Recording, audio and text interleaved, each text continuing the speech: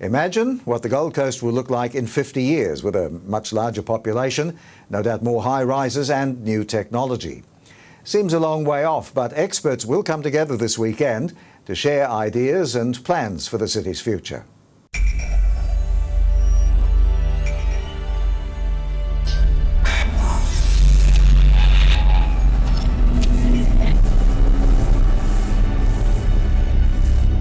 Thank you so much for joining us. We're here today to take a good hard look at our city, our lifestyle and our future.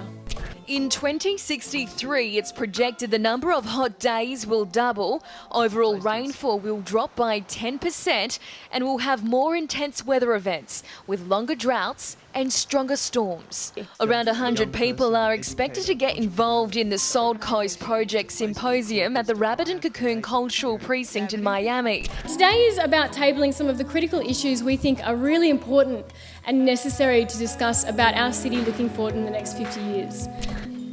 Nature is crucially part of the region's wealth. It is super important that we educate our kids about what is going on, because they're actually really smart and they're much more resilient than we are.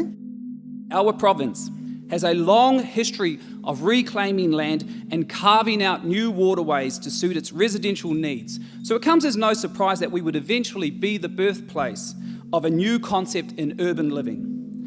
The reclamation innovation is the engineering marvel of its time. And we have seen cities rise from the waters and people gather around a lifestyle that is equally connected to the water and to the land.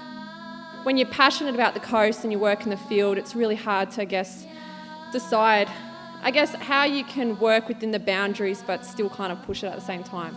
You know, we can't do it in the way that we used to do it years ago. It has to be different now. It has to come through education and to make that a level playing field. The truth is that the future is limitless.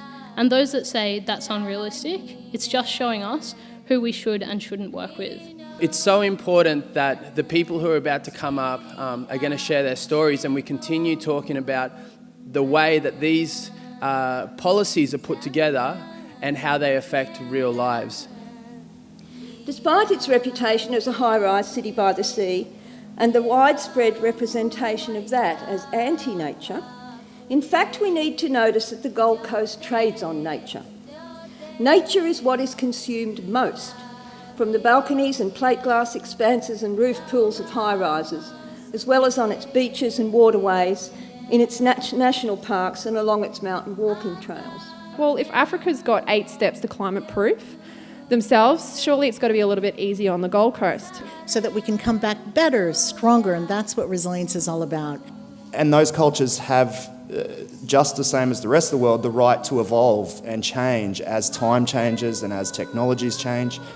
But us as Aboriginal people should be making the choices on what we introduce or what we bring forth into our Aboriginal cultures.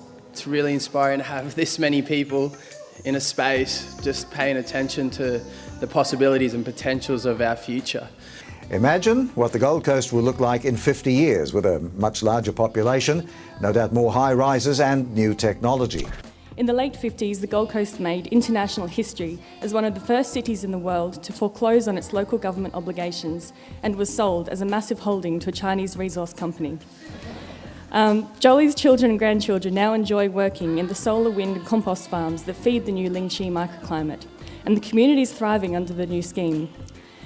They enjoy bilingual learning in English and Mandarin, and the Gold Coast has retained its name and now operates as one of the world's first farming and resource-focused re-biz cities, producing more than the city needs and servicing their Chinese sister city. So, as I said, we've got an incredible range of key thinkers from various backgrounds for you here today, and I'm really excited to see what dialogue ensues from this. Before we go on, a huge thank you to the Griffith Centre for Cultural Research and Rabbit+Cocoon, as well as Griffith Queensland College of Art, Design Futures and the School of Humanities for their enormous contributions to this project, and to all the businesses who have donated a generous amount of in-kind support.